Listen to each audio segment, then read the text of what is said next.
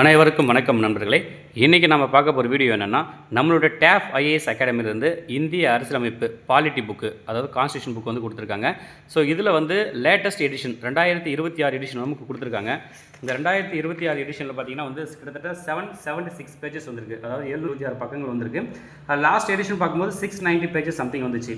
So இந்த புக்குக்கும் பழைய புக்குக்கும் என்ன டிஃப்ரெண்ட் அப்படின்னு பார்க்கும்போது, இப்போ ரீசெண்டாக நடந்த விஷயங்களை வந்து இதில் அப்டேட் பண்ணியிருக்காங்க. அது மட்டும் இல்லாமல் இப்போ ப்ரீவியஸாக வந்து டிஎன்பிசி எக்ஸாம்ஸில் கேட்ட கொஸ்டின்ஸ் வந்து நிறைய வந்து அதோட சம்மந்தப்பட்ட விஷயங்களும் இது வந்து உள்ளே கொடுத்துருக்காங்க.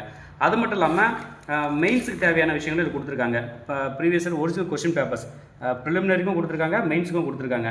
இந்த இந்தியா மற்றும் தமிழ்நாடு முதன்மை இது ஆல்ரெடி பழைய புக்கில் இருக்குது, இதில் அப்டேட் பண்ணி கொடுத்துருக்காங்க. இந்திய அரசு விதிகளும் அப்டேட் பண்ணி கொடுத்துருக்காங்க. ஸோ எல்லா டாபிக்ஸுமே இப்போ தகவல் உரிமை சட்டம், பொது வாழ்வில் ஊழல், நுகர்வோர் பாதுகாப்பு, பெண்களுக்கு அதிகாரம் அளித்தல், மனித உரிமைகள், அரசியல் தொடர்பான முக்கிய வழக்குகள், இந்த வழக்குகள் எல்லா விஷயங்களும் எல்லாமே வந்து பார்த்திங்கன்னா அப்டேட் பண்ணி பழைய இதுக்கும் இப்போ இருக்கும் அப்டேட் பண்ணி கொடுத்துருக்காங்க. ஓகேங்களா?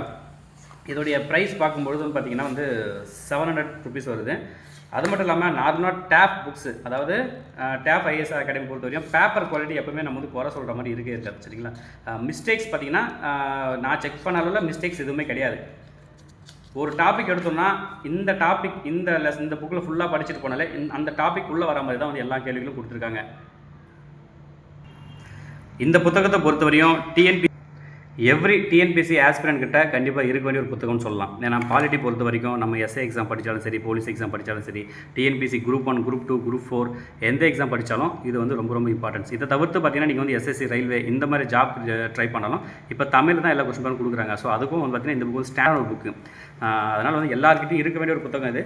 பழைய புக் இருந்துச்சு அப்படின்னாக்கா அதில் இருக்க புது புக் சப்போஸ் யாராச்சும் வாங்கினாங்கன்னா அதில் இருக்க விஷயங்களை அப்டேட் பண்ணிக்கோங்க.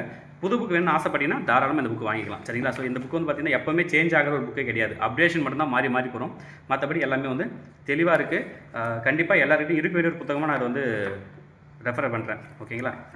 தேங்க்யூ ஃப்ரெண்ட்ஸ், எல்லாருக்கும் ரொம்ப தேங்க்ஸ். ஸோ இந்த புக்கு வேணுன்றவங்க வாங்கிக்கோங்க.